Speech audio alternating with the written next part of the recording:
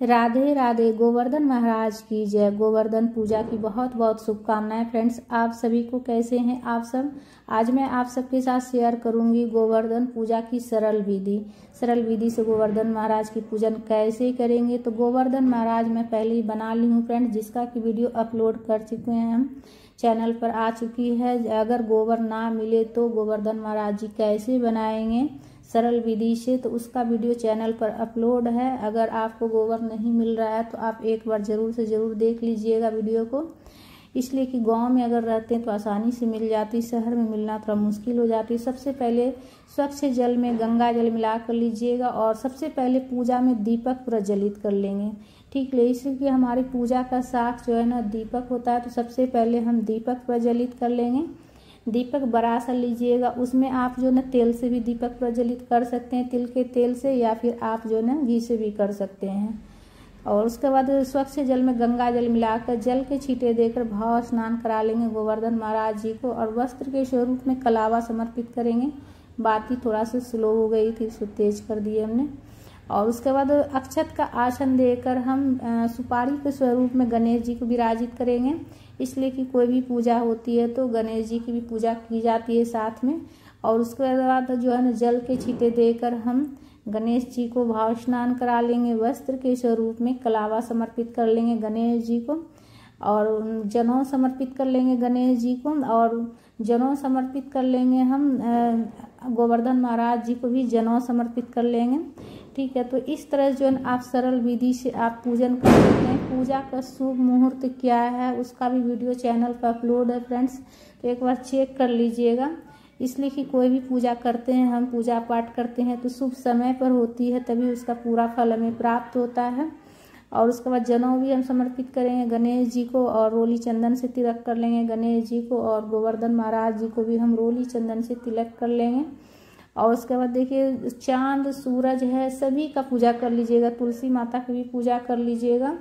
और चांद सूरज है बनाए हैं, गेरू से बनाए हैं हमने चांद सूरज, और वस्त्र के स्वरूप में कलावा समर्पित कर लेंगे तुलसी माता को भी। और सभी भगवान जी जितने हैं, चांद है, तारा है, सूरज है, सबका पूजा कर लीजिएगा। पुष्प समर्पित कर लीजिएगा, जिस भी कलर का फूल मिल जाए आपको चढ़ा लीजिएगा। तो देखिए ये जो पूजा होती है ना, इसमें आप कोई भी रंग के फूल चढ़ा सकते हैं, इसलिए कि गोवर्धन महाराज की पूजा होती है। और साथ में गोवर्धन पर्वत का भी। गोवर्धन महाराज जी जो हैं वो विष्णु भगवान जी के ही स्वरूप हैं, तो गोवर्धन महाराज जी की जो पूजा करते हैं ना, तो साथ में हाथ पर जो है ना उंगली के ऊपर जो है ना गोवर्धन पर्वत उठाए हुए हैं, तो इसीलिए से गोवर्धन पर्वत की भी पूजा की जाती है। तो गोवर्धन पूजा में देखिए फूल पत्ती जो मिल जाए सब आप पूजा में चढ़ा सकते हैं। उसके बाद देखिए गाय का दूध जो है ना, कच्चा दूध गोवर्धन महाराज जी के नाभि में चढ़ाया जाता है। इससे जो है ना बोलते हैं कि दूध चढ़ाने से कभी भी घर में दूध की कमी नहीं रहती है, तो दूध चढ़ाया जाता है। और चांद सूरज सभी को तिलक कर लेंगे रोली चंदन से। और गौ माता भी दीपक के पास ही बनाए हैं, आपको थोड़ा साफ नहीं दिख रहा होगा इसलिए कि दीपक हमारा बड़ा सा लिए हैं। तो बड़ा दीपक लीजिएगा, जिससे कि जैसे कि आप पूजा जब कीजिएगा तो पूरा अच्छे से उसमें तेल भर दीजिएगा, तो पूरी रात दीपक प्रज्वलित होगी। और देखिए विसर्जन कैसे करना है वो भी मैं आप सबके साथ शेयर करूंगी, विसर्जन कैसे करेंगे हम। उसके बाद फूल पत्ती फूल चढ़ा लेंगे चांद सूरज को, और भोग समर्पित करेंगे। तो भोग में जल का भोग समर्पित करेंगे गोवर्धन महाराज जी को, मिठाई का भोग समर्पित कर सकते हैं। और उसके बाद देखिए फल चढ़ा सकते हैं उस दिन पूजा में आप गोवर्धन महाराज जी को, और धान से बना हुआ लावा बताशे ये सब चीज़ चढ़ा सकते हैं आप। और घर में कढ़ी चावल वगैरह भी बनाकर इस दिन चढ़ाया जाता है, तो कढ़ी चावल भी आप बनाकर चढ़ा सकते हैं। इस दिन 56 भोग भी बनाकर चढ़ाए जाते हैं, तो अपनी सुविधा के अनुसार आप पूजा कीजिएगा फ्रेंड्स। और मैं सरल विधि आप सबके साथ शेयर कर रही हूँ। बतासा चढ़ा लीजिएगा, धान से बना हुआ। अनाज में कुछ चढ़ाया जाता है तो आप जो धान से बना हुआ लावा चढ़ा लीजिएगा, मिठाई चढ़ा लीजिएगा, फल चढ़ा लीजिएगा। ठीक है, और पूजा में कुछ दक्षिणा भी रख लीजिएगा, इसलिए कि हमारी पूजा में कुछ कमी रहती है तो दक्षिणा रखने से उसकी पूर्ति हो जाती है। बाद में उस दक्षिणा जो है ना, वो दक्षिणा आप कोई गौशाला हो आसपास, तो वहाँ जाकर आप उस पैसे से गाय को चारा खरीद कर खिला दीजिएगा। ठीक है, उस पैसे से और उसके बाद गोवर्धन महाराज जी की कथा हम पढ़ लेंगे, हाथ में अक्षत लेकर कथा पढ़ लेंगे। इसलिए कि हमारा पूजा तभी पूर्ण होता है जब हम कथा पढ़ते हैं या फिर सुनते हैं। तो कथा की किताब हो तो आप जो है ना पढ़ लीजिएगा, नहीं हो तो आप सुन लीजिएगा किसी से, या फिर फ़ोन में भी सुन सकते हैं। कथा पढ़ने के बाद हाथ में जो अक्षत है वो गोवर्धन महाराज जी के चरणों में समर्पित कर लेंगे हम। उसके बाद हम आरती करेंगे। दीपक प्रज्वलित करके हमने ले लिए हैं। देखिए 4 दीपक हमने प्रज्वलित किए हैं, इसलिए कि चारों कोना के ऊपर भी दीपक लगाया जाता है। तो हमने 4 दीपक प्रज्वलित कर लिए और एक पहले किए थे, 5 दीपक प्रज्वलित किए हैं। और उसके बाद उसी दीपक से हम सरल विधि से आरती कर लेंगे और चारों कोना पर हम एक एक दीपक प्रज्वलित कर देंगे, इस तरह से सरल विधि से।